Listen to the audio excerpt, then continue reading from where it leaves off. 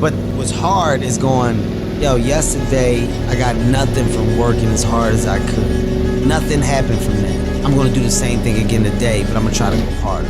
That's the hardest thing in the world. To get up every day and give 100% and be in the same position that you were each day, but mentally know that you're trying and trying and trying. That's a real grind. All right, what's up? So it is now Thursday night, so we're rolling into the weekend, and I come down here with the intention to film a video on something completely new. But we need to try to put this oil heater in the oil pan. However, I don't know if it's gonna fit. So I know the bung in the oil pan is the correct thread, but I don't know if there's a filter or a pickup or anything inside there that's going to make it so that we can't put this heating element in there right now, and we'd have to take the oil pan off and have a bung welded into it in a location that it won't hit anything. So I'm not 100% sure on that. I'm also not 100% sure if I can get the oil pan out with the motor in the car. I'm pretty sure I can. If you recall back when we blew the video, or we blew the video up. When we blew the car up, we made some changes to the car. We cut the front cross member out, moved it as far forward as we can, and turned it into a tube cross member so that hopefully we can drop the oil pan. I just don't know if I want to test it. But what we're gonna do right now is let's get the diaper off the car. I'm gonna show y'all what we bought, and let's drain the oil out of it.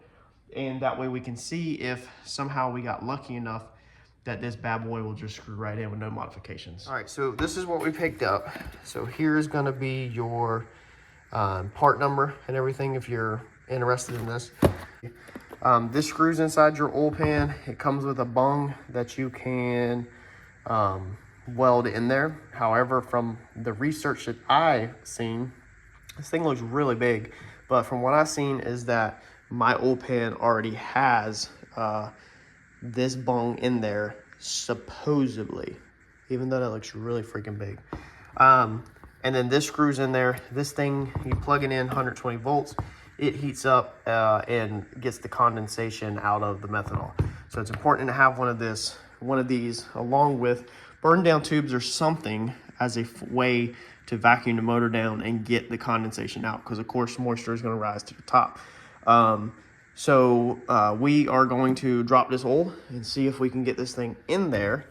And if we can't, I guess maybe we will go ahead and take a look at possibly removing the oil pan, even though I really didn't want to get that involved, and having that bung welded in somewhere so that we can fit it in there, because this is a pretty important piece of the puzzle on keeping the condensation out, being able to just plug this into the house and cook the oil basically here in the garage on weekends. So let's go.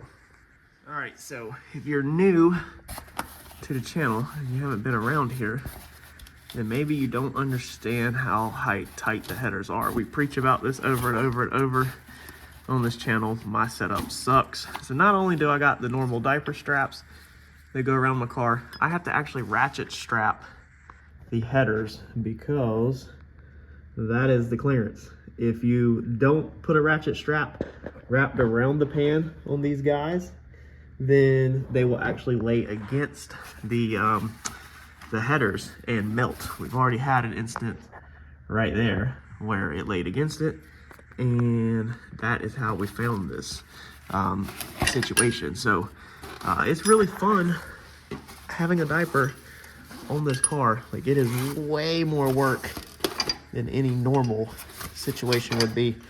So I'm gonna get this thing dropped down and then we'll see what we got. Well, the headers have got me again. This pan was already turning like this, just FYI, when we were on the E85 or the X85. Not really sure why.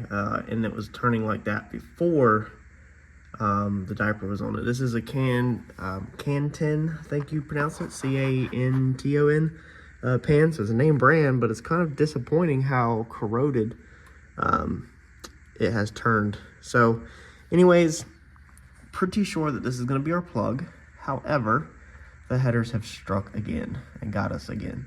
I can't get the bolt out.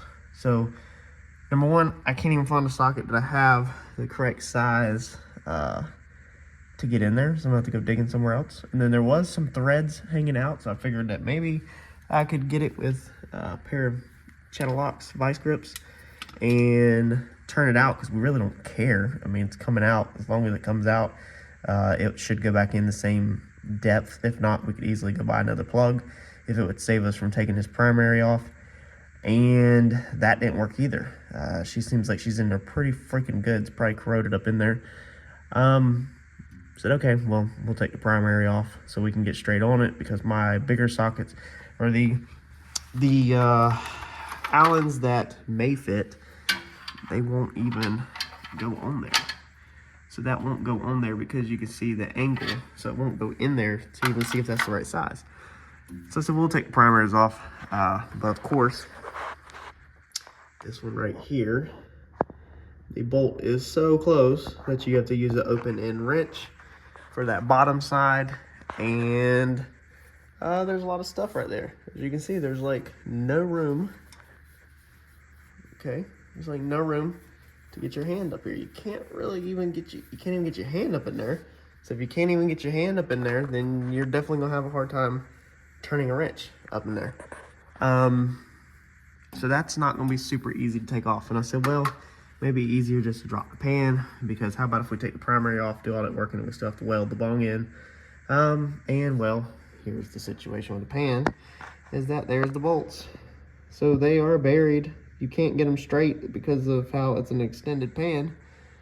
So you have to come from the side, and we have headers in the way. So I'm telling y'all, I literally want to go turbo just to get rid of the headers, but we're not doing that right this second, so calm down.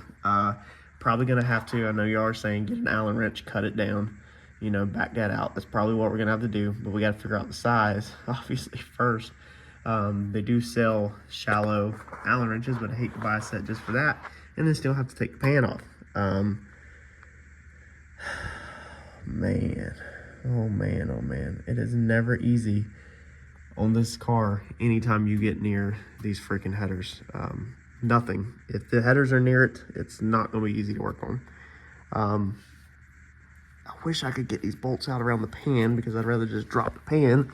But that's the reason why, like, if this car has a failure at the racetrack or anything, it's going home.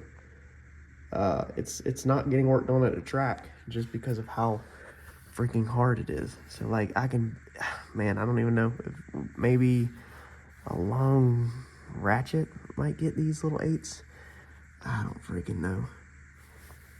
So I got some figuring out to do, as always, for the most simplest task. All right, so we got the engine limiter bar off, and what we did for this thing is we took, if you remember a while back when we did this first TKM trip, before the first TKM trips, we took a factory motor mount and we cut it down, welded a stud to it, and that's what we were using. That way there's 2 bolts on the side of the block. I feel like 1 would be okay. Now that we've been doing it for a while, you can see it bolts right here. So with that out, you got a lot more room. It's not bad to get the bolts off. We got the bolts off the primary, but I want to move. It's hard to get this bar off still. It still takes, you can barely turn the ratchet. So I want to either put just 1 bolt right there. I really don't think we have much forward and backwards movement. The transmission is a poly mount, and then you got all these motor plates, little tiny motor plates. So I feel like we don't have a lot of forward and backwards, but I just want to change it up and definitely do something different. Maybe just catch off of these 2 right here, and put a stud just somewhere it's easier to get, because I can get that pretty much straight shot right here and right here versus way up here where you can't get. So we're gonna go ahead and improve that, cut that bar down some while it's out. But I got my bolts off, and as you can see, it moves, but it still won't come out. Man, I hate my life so freaking much. I promise the next car I build will not have these issues at all on it. So it's got studs in it. The studs are still in there. Of course, the studs won't turn out with fingers. You don't want to put vice grips on there to turn it out, and you can't put 2 bolts on there because there's not enough stud. So in order to get it off, you really need to drop all of that exhaust right there. You need to drop that collector, then you take the primary off. I was hoping that we could just slip this out like this and then forward. but normally every time we've took these off, we've always had all that off. So it might be literally have to go back here and take all of that off. And then once you even get the bolts out, then it's hard to get the collector off because it's always stuck on there. So just all around nightmare tonight. All right, so we got the primary off. Now we have all the room in the world to work. If you're new to the channel, my heads are O-ringed, so TKM did this. So this is an O-ring right here, so there's no gasket required. This is left over from before we O-ringed it. Being these have to come apart individually, and some of them have to come off just to do the starter. I decided that we'd go ahead and pay to get them O-ring last time the motor was out. Super nice, but now we have plenty of room just getting that one primary out of there to work. It just sucks, because like I said, you gotta take all that exhaust apart over there. So now we're gonna try to get this bung out and see if this thing will screw up in there. And if it does, then we're gonna have to take some of these bolts out and put P-clamps on here and route that cord up really tight in there so it don't burn on the headers. All right, so let's see. And that's another thing, is you would have never been able to get that in there with the primary in there. I didn't know if I would have been able to come in at an angle, but that primary literally has to be out. Okay, so thankfully it doesn't feel like there's anything in there. So let's get some Teflon tape on this bad boy, and let's put this thing up in there and route the cord up out of the way. Well, of course, I mean, I don't know how I don't quit. I really don't, because like you can see this goes in and then it hits something right there. It wants to start kicking it sideways. So I don't remember what's in there, but it literally hits it right there. And I just held it with my finger, and sure enough, that is literally the depth of right there. So I was trying to screw it in, and I went and checked the plug against the bung that come with it. It's the same thread. I was like, why won't that crap go in there, man?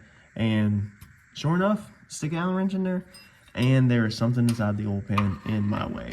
I mean, it just sucks, man. My luck I don't understand why I have such bad freaking luck. So now I guess to install this crap, literally I'm gonna have to take the oil pan off. And that means probably taking the other primary off on the other side. So I guess we need to start looking into our next option of taking the freaking oil pan off. Can't believe this. This is literally my life. Man, my life was so much easier on X85. I'm not trying to put methanol on it. Look, the oil pan is completely disconnected and it won't come out. You cannot get the oil pan off with the engine in the car because of this cross member. This cross member needs to be removable, and I almost made this thing removable when we had the motor out last time, and I decided not to do it. I said, well, we put it low enough that we should have it, but of course we've never tested it. This is the first time we tested it. It's better to test this at the house, I guess, than at the racetrack, for sure, with the AC running here at the house, but it just sucks. I mean, it's clear in the bell housing back there. It's down low enough, all that. It's literally, the pickup tube runs up here. I don't know if you'll be able to see anything. Well, there's the tube. So you see that tube runs up and it runs to the front, and then it's caught right there. You can't get it out. Cannot get it out. There was a shallow block heater that wasn't so deep, then we'd be okay. But the one that I bought, we're not okay. I mean, if this thing was just a little bit shorter, and I don't know if we can cut this thing, some of it off. Like, I don't know exactly how these things are built. I'm pretty sure you would not. It looks like it's welded up on the end. But yeah, I really don't know what to do right this moment. So got a lot of thinking to do. It seems like this one that I bought is the only one with the half by, I think it's 20 thread. The other one looks like a bent pipe, like a horseshoe, or it looks like a traditional heating element. It's a 1-inch pipe thread. So that's not gonna work. I'm sure some of y'all are probably like, well, just put a spacer on it. Run to the hardware store, get pipe thread spacer. The headers, if the header wasn't there, then we'd be okay with putting a spacer on it, spacing it out some, but the header is in the way, and that's gonna mess us up from putting it in there. I'm sure somebody's gonna be like, well, just go ahead and loosen the motor plates and lift the motor up some and get it out. It's not that easy. The mid plates are a little hard to get to. The front ones are not terrible, but one side is a pain in the butt to get the bolts lined back up. You really got to fight with it. And so if we do that, then we are really fighting with some crap. They make the stick-on pad ones. I've seen that, but them supposedly get extremely hot. I was reading after a short period of time, they start getting very, very hot.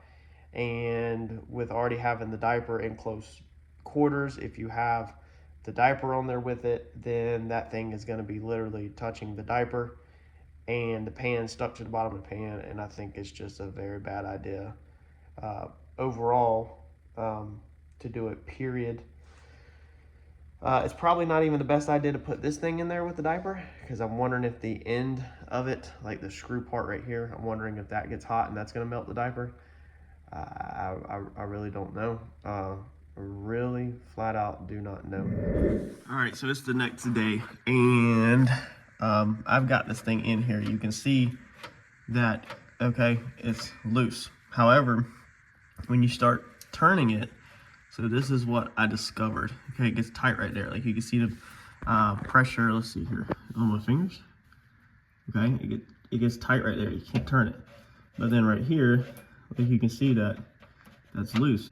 When they set these heating elements inside of this bung, it's crooked. So like I said, I would love to take it out and show you, but I mean, it's clear as day that pretty much I have room going straight in there, that it's not hitting anything. But when the thing goes crooked, so as it's going around a circle, it's obviously going out, or it's going farther out than the center line. It's touching something. So once you clear that piece, then like that's tight right there. So if we take the wrench and turn it, then it's going to clear it here in a second. There. Okay. Then it clears it and it goes loose where it's not hitting that thing no more. Now this is sagging down, so we're not into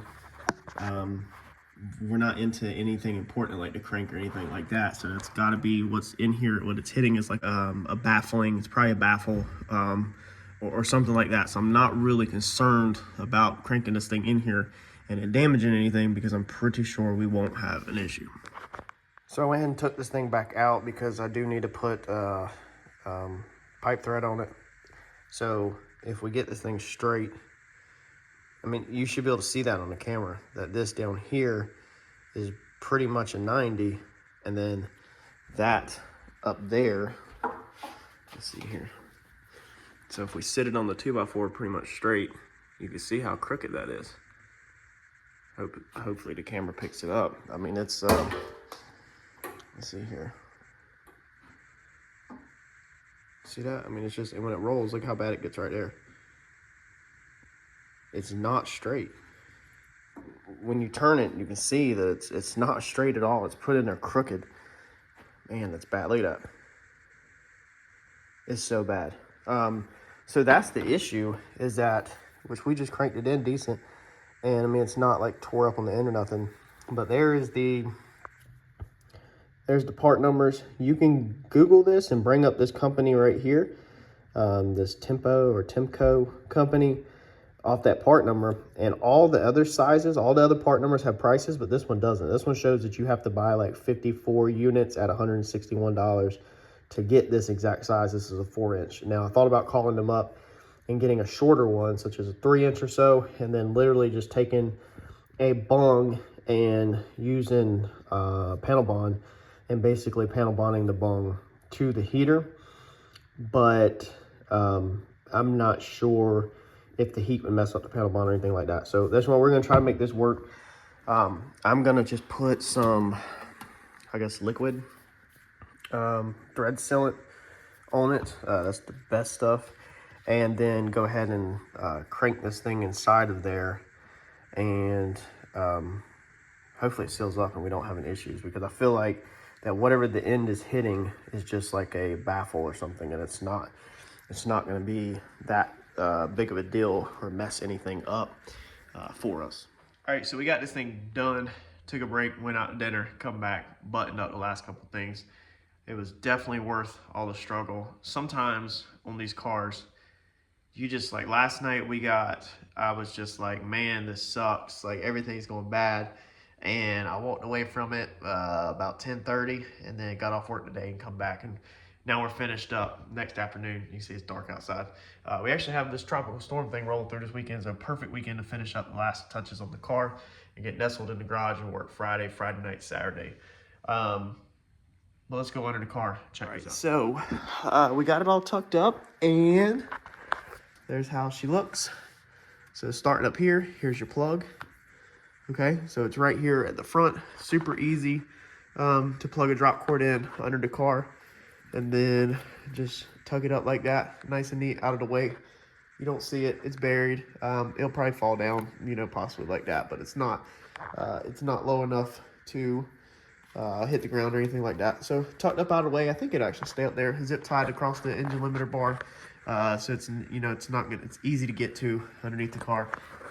And then it runs up the rails with some P-clamps, as you can see, all the way back there, right up the oil pan. So the line will be tucked nice and out of the way. We rebuilt the engine limiter, so it was farther back way underneath there.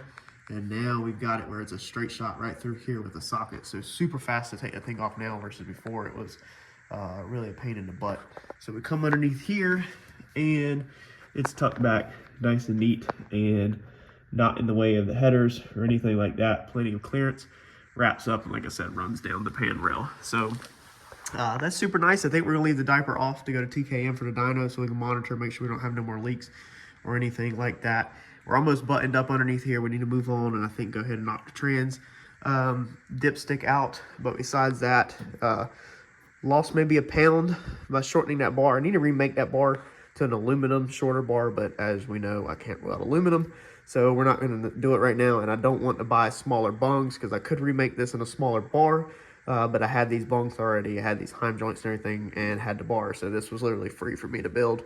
And that's the reason why this bar is so thick, just because it was free stuff just laying around.